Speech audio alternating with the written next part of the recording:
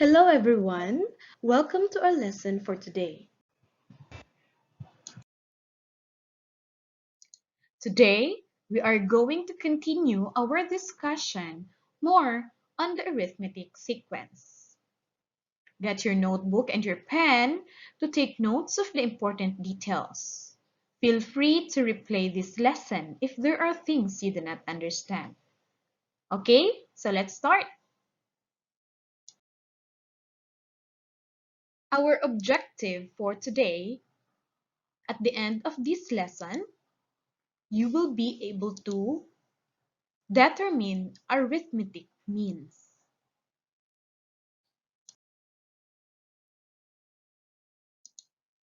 Let's investigate.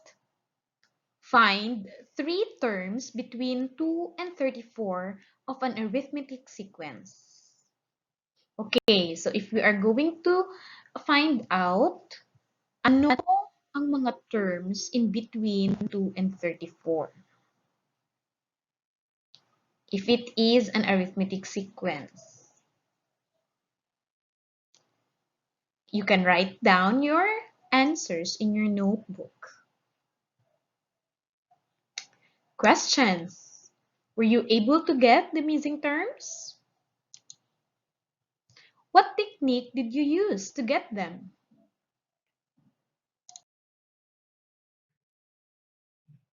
Here's how we determine arithmetic means.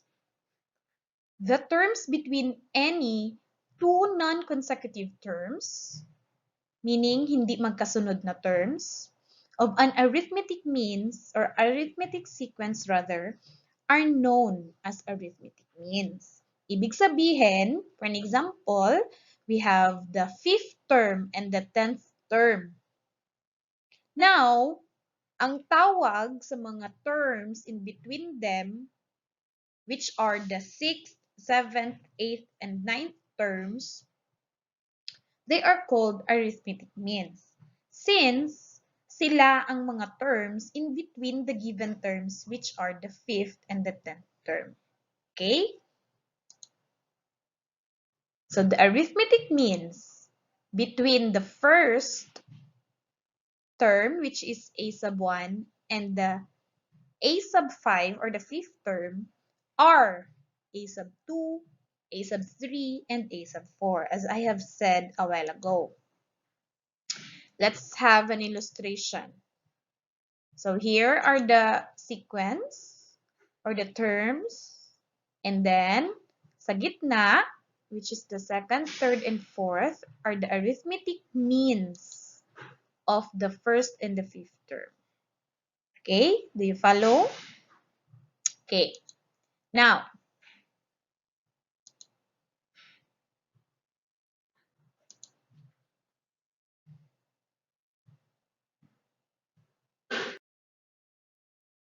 example number 1. Find three terms between 2 and 34 of an arithmetic sequence. Now, this is our question in the introductory part a while ago. So let us find out the answer. So first, you are going to identify the given values. So find the three terms between 2 and 34. So obviously, 2 is our first term or a sub 1. Now, kung we are tasked to solve for the three terms in between them, meaning to say, pang ilang term si 34. So, 2 is the first term, and we are going to find out three terms, so that's 4. So, meaning to say, 34 is our 5th term, a sub 5. Okay? Now, solution. Get the value of D. So, what is D again? That is common difference. Pero, in the problem, the sequence is not given. Tama? Because in our previous lesson, to get the common difference, dapat you subtract any term minus the preceding term. Eh, hindi natin alam ang preceding term ni 2. Hindi din natin alam ang preceding term ni 34. So how do we get the value of the common difference? So you use our rule in our previous lesson in identifying the nth term, tama? Which is a sub n equals a sub 1 plus the quantity n minus 1 times d. So, dapat ngayon pa lang na-memorize or ngayon na-memorize na ninyo itong formula or rule natin. Okay? Now, so to get the value of d, substitute the given. Okay? So, let us use a sub 5. So, a sub 5 is equal to a sub 1 plus, so i-substitute natin dito because we used 5 as our n. So 5 minus 1 and then unknown nga si d. Okay?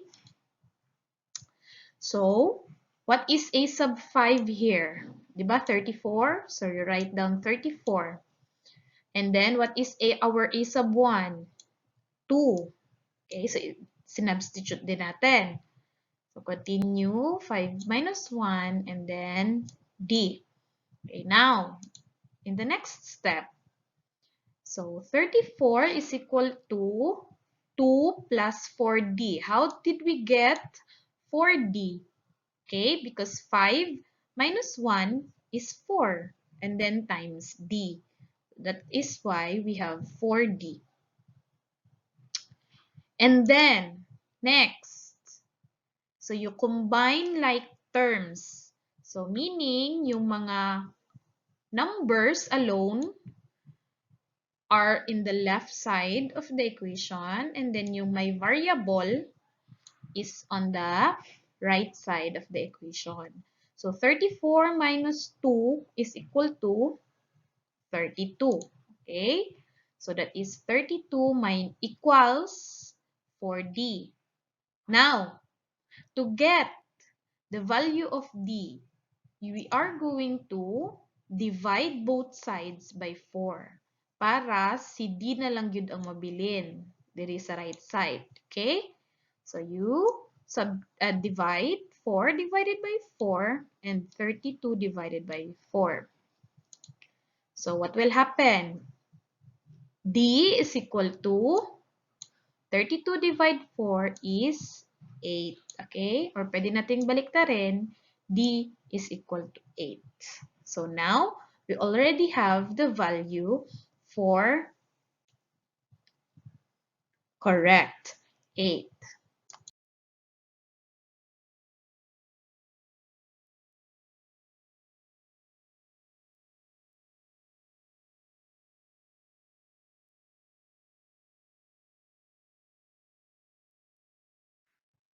So we already have the value of D, which is 8. And then, let us write down. Our first term is 2 and our fifth term is 34. So again, we are going to solve for the 3 terms. So a sub 2, a sub 3, and a sub 4. So let's start. Solution. Get the values of the arithmetic means. So a sub 2, so just substitute the values using our rule, okay? So let's start with a sub 2. That is 2 plus quantity 2 minus 1 times 8, which is 10. How did we get 10? 2 minus 1 is 1 times 8 is 8. And then you add 2. So meaning that's equals to 10. Okay? So you write down a sub 2 is equal to 10. Now, how about the solution for a sub 3? So a sub 3 is equal to 2 plus quantity 3 minus 1 times 8 again. So let us solve. How did we get 18. So that is 3 minus 1 is equal to 2 times 8. That is equal to 16. And then plus 2, that is a sub 3 is equal to 18. Okay? Now, let's proceed with the next term, which is a sub 4. So a sub 4 is equal to 2 plus quantity 4 minus 1 times 8. So the value of a sub 4 is 26. How? So 4 minus 1 is 3 times 8, that is 24, plus 2, that is 26. So a sub 4 is equal to 26. Good job, okay? Now, we can say that the arithmetic means between 2 and 34 are 10, 18, and 26.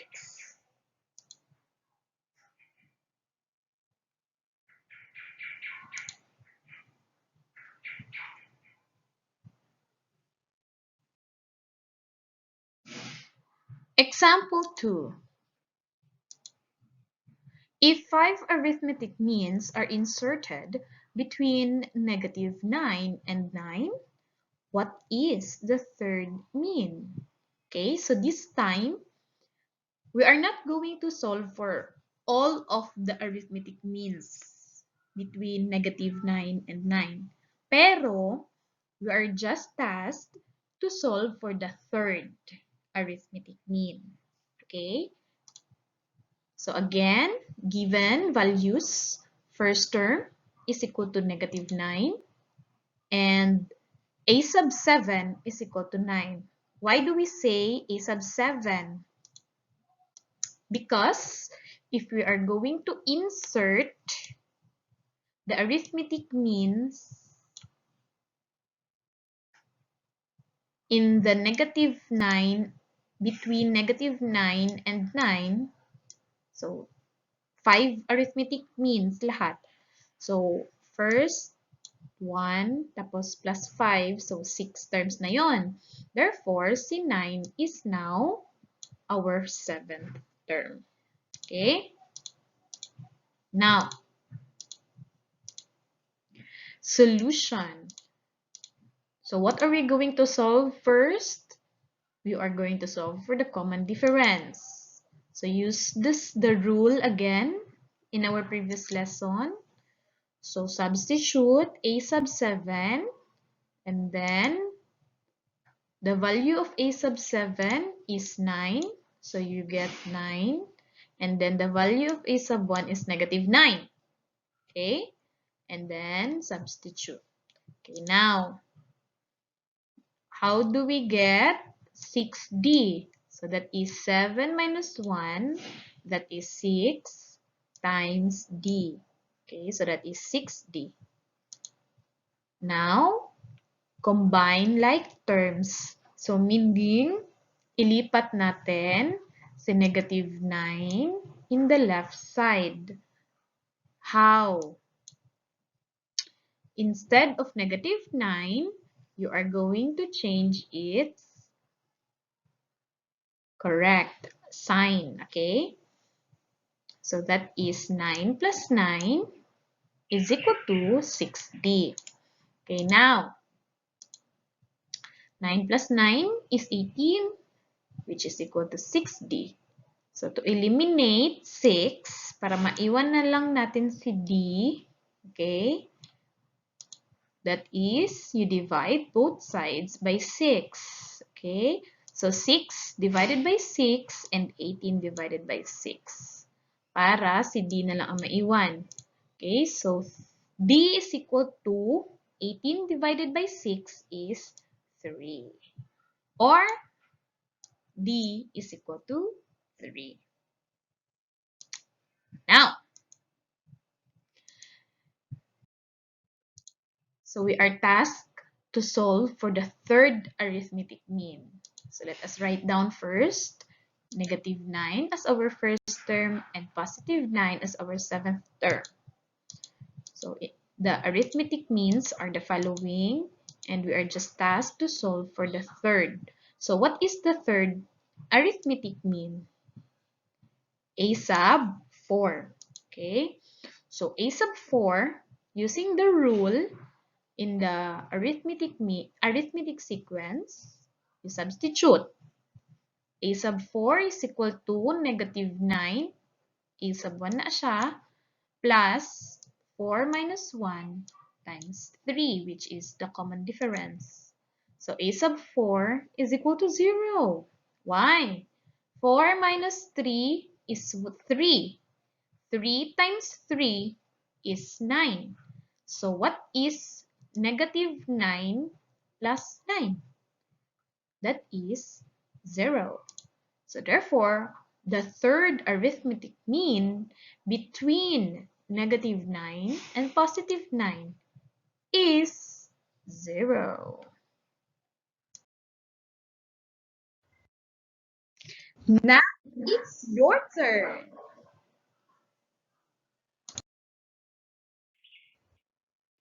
Now it's time to open your modules.